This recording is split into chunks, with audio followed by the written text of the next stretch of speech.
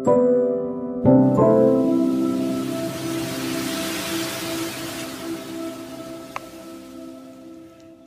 বন্ধুরা, তোমরা সব কেমন আছো? আশা করি তোমরা খুব খুব ভালো আছো। দিদুনাতনি ব্লগ চ্যানেলে তোমাদের সকলকে স্বাগত।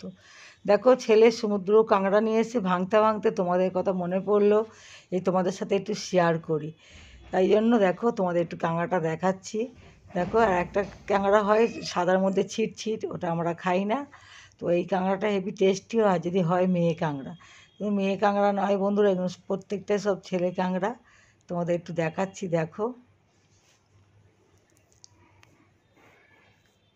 আর এই কাঁকড়া খেতে খুব ভালো। আলু পেঁয়াজ দিয়ে ঝাল করো, পেঁয়াজ দিয়ে ঝাল করলেও খুব ভালো হয়, আর সর্ষে দিয়ে ঝাল করলেও দারুণ। তো বন্ধুরা দেখো, তোমাদের কাঁকড়াটা দেখাচ্ছি। ডাঁড়াগুলো সব বাঁধা আছে, যদি একবার খুলে যায় এরকম কেটে রক্ত বার করে দেবে। এবার কাঁকড়াগুলো সমস্ত দেখো কেমন পালিয়ে যাচ্ছে কাঁকড়াগুলো। ওদের এতটা গায়ে জোর, নামই পাচ্ছি না। আমি এক হাতে ফোন নিয়ে তোমার দেখাচ্ছি। তো দেখো, আমার কাঁকড়াটা ভাঙা হয়ে গেছে। আমি কাঁকড়াটা মনে করেছিলাম আজকে রান্না করব, ছেলেও বলেছিল কালকের পারলে করে যখন ইচ্ছে তুমি করো। তো কাঁকড়াটা ভেঙে গুছিয়ে রেখে দিলাম, কালকেরে বানাবো।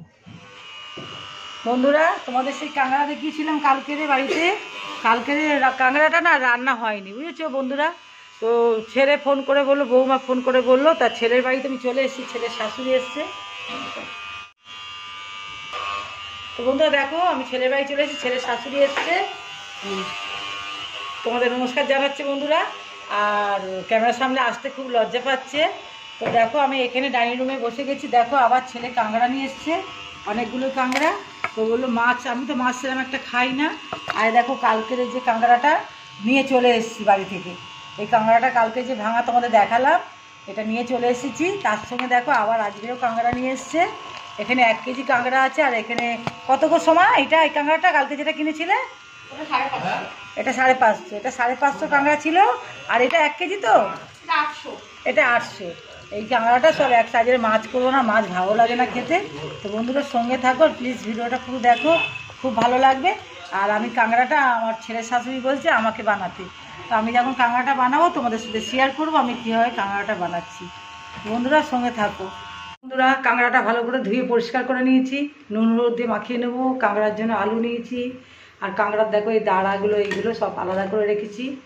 আর এখানে দেখো মশলার মধ্যে টমেটো, পেঁয়াজ, আর এখানে আদা রসুন। সঙ্গে থাকো, ভিডিওটা পুরো দেখাচ্ছি। আমি প্রথমে হলুদ নুনটা মাখিয়ে নিই কাঁকড়ায়।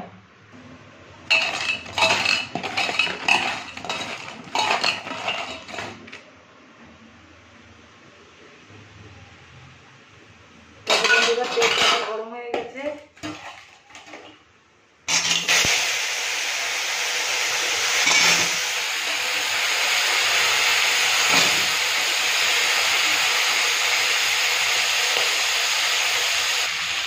তো দেখো বন্ধুরা, কাঁকড়াটা খুব ভালো করে ভেজে নিয়েছি। এবার তুলে নেব। এবার কাঁকড়ার হাত পাগুলো ভেজে নেব।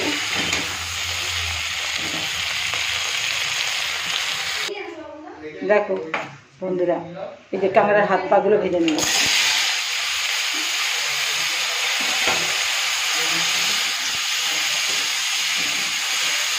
আর এদিকে দেখো কলমি শাক ভাজা হচ্ছে।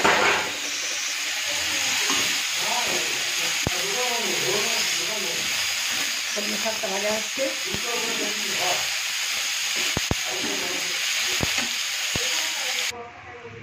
দেখো বন্ধুরা, কাঁকড়া আলু পেঁয়াজে ঝাল করার জন্য পেঁয়াজটা তেল দিয়ে দিই। তেল গরম হয়ে গেছে, পেঁয়াজটা দিই।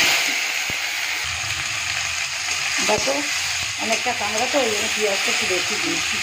এবারে আলুগুলো ভেজে দেবো। আলু পেঁয়াজ একসঙ্গেই ভেজে নেব, ভেজে তুলবো না, একারে মশলা দিয়ে কষে নেব। তো দেখো বন্ধুরা, একটু নুন হলুদ দিয়ে দিয়েছি। ভালো করে ভেজে নেবো পেঁয়াজ আলুটা। আর এদিকে শুকনো লঙ্কা আর আদা রসুন এটাকে পেস্ট করে নেবো। আর কোনো কিছু দেবো না বন্ধুরা। খুব কম উপকরণে আলু পেঁয়াজ দিয়ে কাঁকড়ার ঝাল দারুণ টেস্টি হয় বন্ধুরা। দেখো, ওই লঙ্কাটা ভীষণ ঝাল বন্ধুরা। আমার পরিমাণ মতন আমি দিয়েছি ঝাল। আর একটু ঝালও খাই আমরা। এই মশলাটা পেস্ট করছি।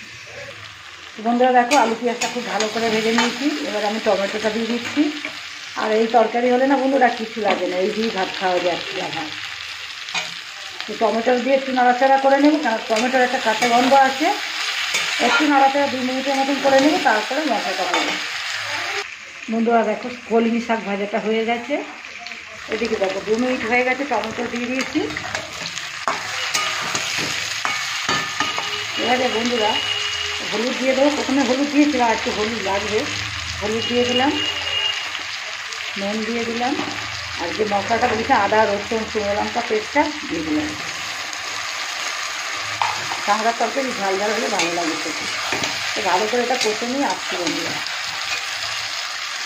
মশলার একটু বাটি ধোয়া জলটা দিয়ে বন্ধুরা একটু নাড়াচাড়া করে 2 থেকে 3 মিনিটের জন্য ঢেকে দেব। আর গ্যাসটাকে একটু নর্মালে রাখবো। আচ্ছা বন্ধুরা এই যে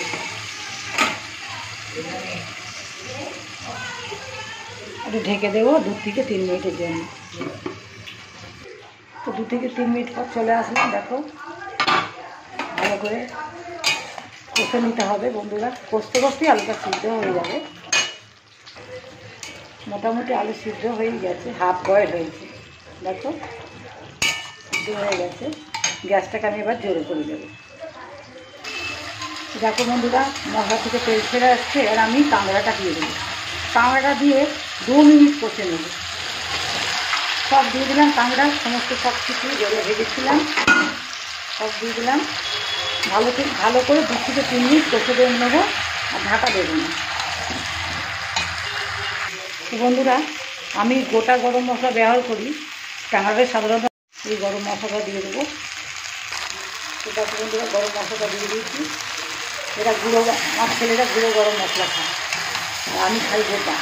ভালো করে একটু কষে নেবো বন্ধুরা কষাটা।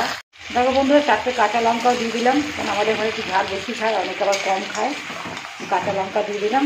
তোমরা চাইলে ধনে পাতা দিতে পারো, ধনে পাতাটা আমার দিলে ভালো লাগে। দিলাম না, তোমরা চাইলে ধনে পাতা দিও, আছে ধনে পাতা কিন্তু দেবো না। তো ভালো করে কষাটা হয়ে গেছে, আমি এবার জল।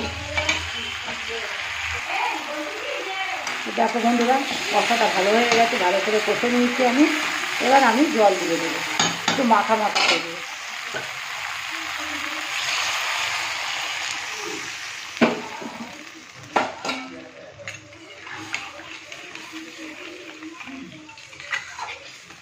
আলু তো সব সিদ্ধ হয়ে গেছে। তো বন্ধুরা একটু জল দিয়েছি, কেন একটু ফোটাবো। 2 থেকে 3 মিনিট ফোটালেই জলটা কমে যাবে। ঢাকা দিয়ে দিচ্ছি। তো বন্ধুরা দেখো 2 থেকে 3 মিনিট পর চলে এসেছি। কটা আলু ভেঙে দেবো। আর যে কোনো তরকারির মধ্যে বন্ধুরা আলু যদি ভেঙে দাও না, ভালো হয় খেতে। আর আমি এখানে কোনো কাশ্মীর গুঁড়ো লঙ্কা ব্যবহার করিনি বন্ধুরা। আমি সব কিছুতে কাশ্মীর গুঁড়ো লঙ্কা ব্যবহার করি না। ঘরোয়া রান্না খেলে কাশ্মীর লঙ্কা গুঁড়োটা দিলে লাল হয়।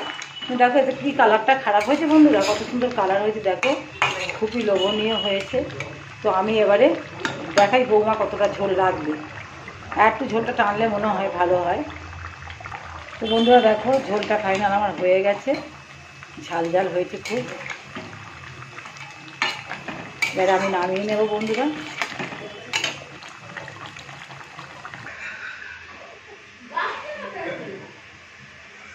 দেখো বন্ধুরা কাঁকড়াটা একদম হয়ে গেছে রান্না। গরম ভাতে খাওয়ার জন্য দারুণ টেস্টি একটা রেসিপি। তো বন্ধুরা ভিডিওটা আমি এখানেই শেষ করলাম। পরবর্তী ভিডিও দেখা হবে। ততক্ষণ ভালো থেকো, সুস্থ থেকো, টাটা বাই।